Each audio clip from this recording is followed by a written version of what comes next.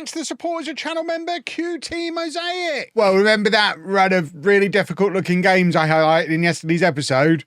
We lost most of them. It is important to add the context that we are still 5 points clear at the top of the Premier League, but goodness me, we made hard work of it throughout October. So I think you saw us beat Man City. We then thumped Chelsea, but lost to Man United, lost to Porto in the Champions League, did thump Wrexham. I mean, we rotated the team as well, whilst thumping Wrexham, and still thumped Wrexham, but then got knocked out of the Carabao Cup by Chelsea, who we'd thumped in the league previously, and then most annoyingly of all, lost away against Watford. We've since recovered with a big win over, that's Napoli, isn't it? And then Bournemouth in the league, but we look a little bit shaky defensively, which is not ideal. But I guess, importantly, we are top of the league, 11 games played, so about a quarter of the way into the season, and we are on course for qualification in the Champions League, although obviously we want to qualify in that top 8 because we then miss out a game week or 2 game weeks, which we'd quite like to do. And our Champions League opponents don't get any easier, with an away game against Inter Milan. It's Blue Neri, that's Inter, I think. I'd need that real name fix. We should probably do that at some point. But yeah, today we play Liverpool and Inter, and we're going to try and win some football matches. We are also having to deal with the combination of a couple of injuries. Alazzi is just coming back from an injury, and there's a couple of other, like, not serious injuries, but more importantly, not doing enough rotation. So there's quite a few players who were on promises. Fimbres, we've promised more game time. Hincapié, we've promised more game time. Kelly, we've promised more game time. So we're squeezing them all back in. It's quite beneficial that Alazzi's not fit, so it's easy to get Kelly in. And the defences look porous, so let's go back to last season's defence. It does mean Castro has to drop out of the team, and a much-needed step away from the limelight for Londo as he acclimatises to life in the northwest, and it's a very familiar looking back four that should make everybody happy. So it's Restes in goal, a back four of Hincapié, Fimbres, Roivers and Angeli, Landu and Nielsen in midfield, McRobbie on the left, McAdams on the right, and then Harley and Kelly up front. I was nosing through the squad, by the way, and I did notice that Roivers, despite being, where is he? 6'5". The reason I looked is because he scored a couple of goals for us recently. And I was like, I wonder how many goals he's scored for me over the 3 or 4 seasons he's played. Until last season, he'd never scored. He never scored a single goal for us for Wigan. Only got 1 for us last season, but he has got 2 league goals this year. So he has finally started scoring from the set pieces. But goodness me, it's taken him a long while to get to that point. Over 100 games for a guy who's 6'5", and we really focus on our corners. You would expect him to have scored a few more of them in 100+ games than what is now 3. Right? Why would we don't normally see all of that? Obviously, was a little bit slack pressing my buttons, but Liverpool wearing a horrible green kit that blends in with what's going on the pitch, which is not ideal. So they've got, I mean, there's a midfield for you. Baliba, Bergval and Wirtz. They've got Minter out on the right-hand side as well. But that is, that's a very Football Manager midfield 3 they've got going on there. But again, we've had this with a few of the AI teams now, if we want to call them that. They are focusing quite a lot on older players, whereas obviously we are largely new gens. We've just got the 2 real players, I think, Hincapié and Restes, whereas Liverpool have at least 4. There's probably some others in there as well that I don't know because I'm a silly goose who doesn't know enough about football. But Robbie, with the in-swinging corner, it was aiming for Angeli, which I think Angeli is probably one of the reasons why Roivers and Castro don't score more from set pieces, despite both being 6'5". Little 5'9" Angeli has got better jumping reach and better heading than either of them. So we aim at him, even though he's little, because Football Manager makes no sense. And he got on the end of that one and very nearly got himself on the score sheet as well. And we're now going to try an in-swinger from the other side. It's Nielsen coming across to take this one. This time we're aiming at Kelly, so no idea where the big boys were there. That's good work from McAdams to win the ball back, and Nielsen, who'd made it all the way back into the centre from taking the corner, has a go from range and tests a goalkeeper. But This is, I mean, I think we're probably going to get comment section conspiracy theories because of all the goals we score in the in-betweeny matches, and then we come into episodes, and for a couple of episodes now we've struggled for goals ourselves. So I will get in ahead of the conspiracy theorists and remind you, I show you the big matches against the big teams. I'm not going to show us thumping Wrexham 5-0 because it doesn't make for a very interesting video. Whereas, can we beat Liverpool? Don't know. Let's find out. It's certainly going to be harder. So we're not going to score loads of goals against a team like Liverpool. But it is becoming frustrating that I'm not getting to shout about goals very often, because I don't commentate on them when the camera's not rolling, believe it or not. I just sit here quietly watching the telly and doing, maybe editing another video, doing something else productive. Not just watching the telly. I don't watch the telly. I'm too cool to watch the telly. Right, we need to go attacking here. We don't need to know about my TV viewing habits. What we need to do is get ourselves back into this game, because what that iffy run of form that I showed you does demonstrate is that we are struggling against the bigger teams. And that is a wonderful run from McRobbie and Tim Kelly, who has had a couple of games in a row now, and he's scoring at him. He is probably our best goal scorer, I think, that we've got, even ahead of Elazzi. But this is fantastic work from McRobbie. Picks the ball up all the way back here. Still has so much work to do, but so much space to run into to do it.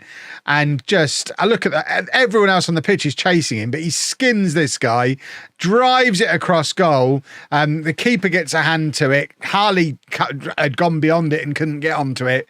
But Kelly, who benefits from being a little bit slower than Harley, was deep enough to get the rebound off of the goalkeeper. So because it touched the goalkeeper, McRobbie doesn't get the assist, which is, there's just no justice in the world, because it was all McRobbie. He made that goal. But we are going to take off Harley and bring on Elazzi. We'll swap those two over. And then we're also going to take off McAdams and bring on Fur. And then we will also take off Nielsen, who's going to have a little bit of a rest. And swap those two over as well, and fingers crossed we can find a winning goal from somebody. Roivers plays it across to Fimmers. Remember, Liverpool are the team that offered me an interview in the summer, but then didn't offer me the job. We could have easily been managing Liverpool, and that is Elazzi off the bench. I mean, he heard me say Kelly might be the better goal scorer, and to be fair, Kelly has turned provider, drops deep. It's a lovely through ball from Kelly. I mean, that's perfect. Elazzi, easy peasy for him to finish. He's shaped to hit it across goal and is kind of wrong-footed the goalkeeper a little bit there, I think, and just pokes it past him. Lovely finish. We've gone from 1-0 down to 2-1 up. Liverpool have brought on another real boy in the shape of Kirkers at left back.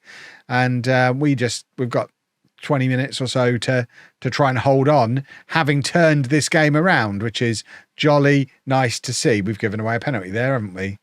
The ref is talking to VAR. I mean, I've always thought if you stop play like that, you kind of have to give the penalty. If you're going to go to VAR, you should let the move play out, because they could have still scored as part of that, but the play stopped, the whistle went. So it kind of has to be a penalty at that point, or else the ref's actually making things harder for you. We have seen Restes save a couple of penalties recently. He's becoming a bit of a specialist at it, but unfortunately, he doesn't save one today. I'm trying to already skip the replay. We're not even on the replay yet. But Wirtz scores for Liverpool. It's 2-2. And we once again need somebody to step up and grab the late winger. I mean, it's not essential that we win matches like this one. We are still top of the league, but obviously we'd like to. Gurgle's going to come on at right back. In fact, Londo's going to come on at right back. I'm going to play Gurgle further forward, because McRobbie is tiring as well. So let's give Gurgle a little bit of a run out on that right-hand side. Londo very usefully can play fullback on either side, which is probably going to end up leading to plenty of matches for him, even if he ends up not nailing down that starting spot at left back. That is a good throw, good flick on from Londo. It falls to Fur, who's trying to find space to shoot. He does really well. He actually takes it on his weak foot in the end. I think it was going wide, but the keeper saved it anyway. We did win a corner, but it wasn't enough for a highlight. And now we've got 7 minutes of time added on, and we've got the ball trying to grab ourselves a late winner. Kelly trying to poke it into Alazzi again. It's much less of a quality through ball than the first one, but Roivers finds Landu in space, who finds Gurgle, who shoots, and the goalkeeper pushes it round the post, and we've got a corner. And again, it's not one that's worthy of a highlight, which is very frustrating to me. I want to see all my corners. We've had 10 corners, so I think it would get boring fast, but I want to see a few more of them. 2-2 we can grudgingly accept. At least we didn't lose. But once again, we're showing we're not like mega dominant in these matches against the I'm going to say the other big teams. We've just won the league. We're a big team now. So just the one change for the inter-game. Roivers drops out for Castro to come back into the team and partner Fimbres. It's a combination we've very rarely done, but otherwise the rest of the team is as you were. So Alazzi and Fur still going to have to make do with starting from the bench as McRobbie and Kelly continue to play well in their spots. And McRobbie getting a lot more starts than I maybe anticipated he was going to get when we brought in Fur. I mean, it would have been a little bit harsh to bin him off completely after obviously he'd been top assist maker in the Premier League last year. But you know what I'm like. Exciting Brazilian, or I don't think Fur is Brazilian, exciting foreign player, much more interesting than exciting English player. Even if, I mean, McRobbie never even got Wonder Kid status either, which always had him a layer below Harley in my brain, because Harley had that Wonder Kid label, even though you could argue at this point, and some of you do, that McRobbie probably contributes more than Harley does, even though Harley's the captain. And consistently one of our best players and top scorers. But I think he is probably more guilty than most of stat padding against the weaker opposition. And I think he is kind of indicative of what we were talking about in the Liverpool game, where we tend to struggle a little bit against the really top teams. And I think it's because he struggles a little bit against the top teams. It's why he's not had that England call up yet. And yeah, I suspect that if we are to win the Champions League, we probably need someone else ahead of him in the pecking order, and possibly switching the captaincy to someone who's a guaranteed starter. I mean, Nielsen screams captain. Roivers would have been a candidate, except I'll never forgive him for going to a nightclub 2 weeks after we signed him permanently. Castro could get there eventually. Angeli would be a good shout, but I think Nielsen plays like a captain. So I suspect he might end up being the Champions League winning captain when we eventually get there, which I suspect won't be this season, but stranger things have happened. Nobody thought we were going to win the Premier League last year, and Harley doing his very best to shut my mouth there with a shot from the edge of the area that's tipped over the crossbar by the keeper. And we have a corner, and it's Nielsen to Castro. And I mean, we need to see him do that a little bit more often. He is a big boy, and that's what we want to see from him. It's a lovely corner and a very good header, and it's 1-0. And that would put us, I think, up into getting close to the top 8. It doesn't update. That's not a live league table, which will forever annoy me. I think this one up here is a live league table, if we can find it.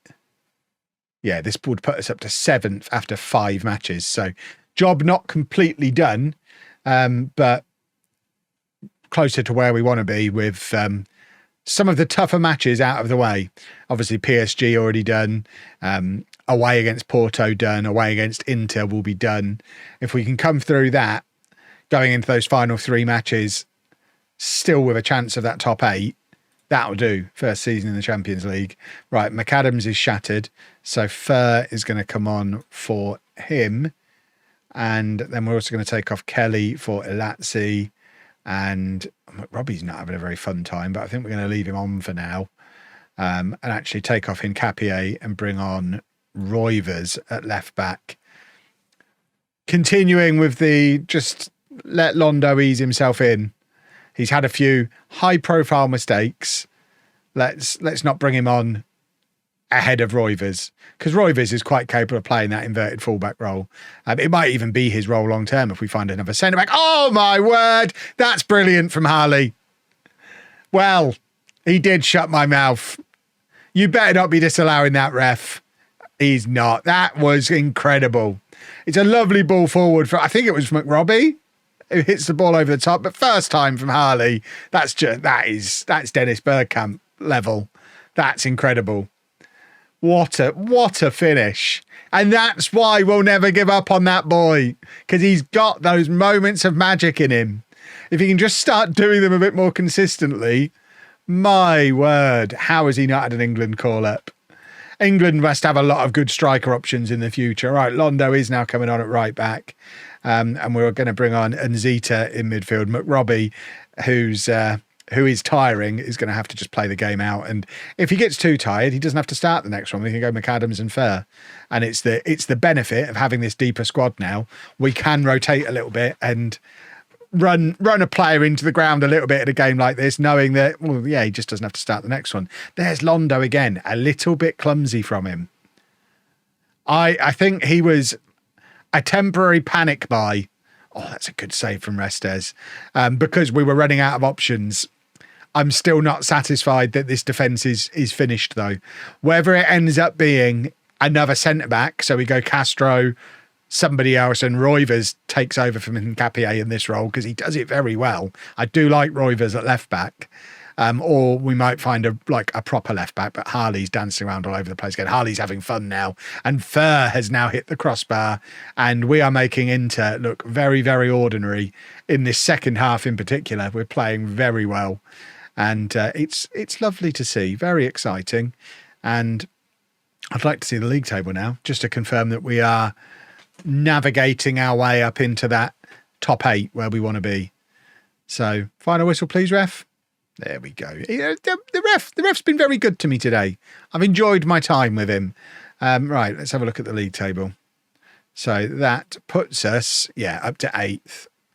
There are other teams still to play, so the job is by no means done. But if we look at who we've still got to play in the Champions League, at home against Girona, at home against whoever Strada off of Slovakia are, and then away against Bodo Glimt. You would like to think that's 3 wins and we should be in the top 8. That's got to be the plan from here. We are playing a lot of matches in December. Goodness me.